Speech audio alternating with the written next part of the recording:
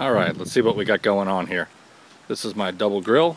We're not using the side box today. We're just doing indirect grilling. We got some chicken and potatoes going. You see I got the coals on the right side with one chunk of cherry wood on top for smoke, just at the beginning.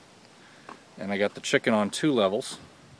The upper chicken is up there so that the drippings drip into the fingerling potatoes. Firebox is holding about 375. And it ought to take about an hour and a half, just like you're baking chicken in the oven. It just cooled off a bit when I opened the lid, but you can see where we're at. We'll come back later.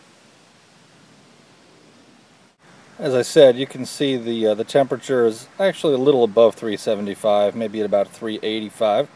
That's okay. It's going to start there and gradually cool down as the cooking time goes. All I did to this chicken was a basic spice rub on both sides of the meat. Plenty of seasoning there. At the very end, we'll hit it with a little bit of barbecue sauce, in addition, of course, to the cherry smoke that's going. Okay, so it's been about 45 minutes. You can see the chicken is coming along nicely, as are the potatoes.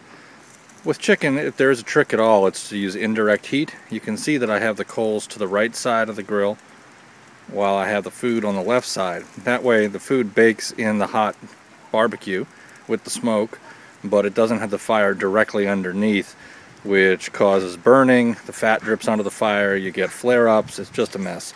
Indirect heat is really key to something like chicken that creates a lot of drippings. So I'm going to go ahead and flip this chicken over and get on with it. Probably about halfway through the cooking now after 45 minutes. Alright, we got the chicken flipped over. Because we're using indirect heat, there was absolutely no sticking at all.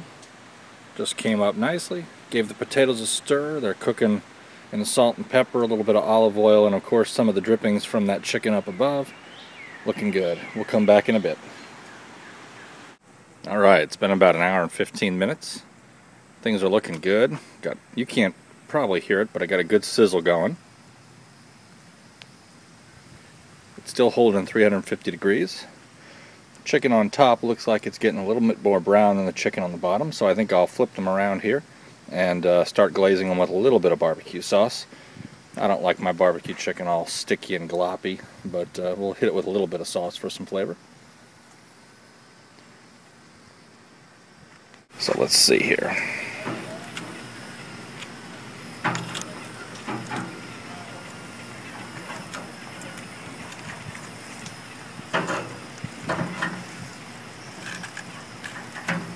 Looks good.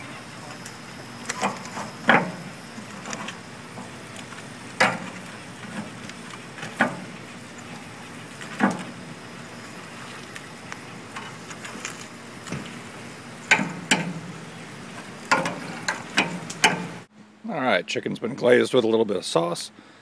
We'll let that go for about another half an hour total. I'll give it 15 minutes on this side, I'll flip it over, glaze the other side, and in about half an hour I think we'll be done. Maybe even less.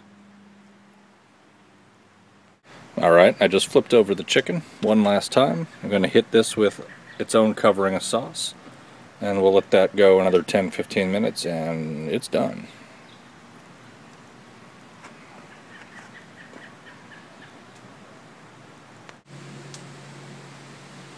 And there's the end result, folks. One fully barbecued chicken and a plate of fingerling potatoes, which were basted in the drippings from the chicken while it cooked. Couldn't be simpler.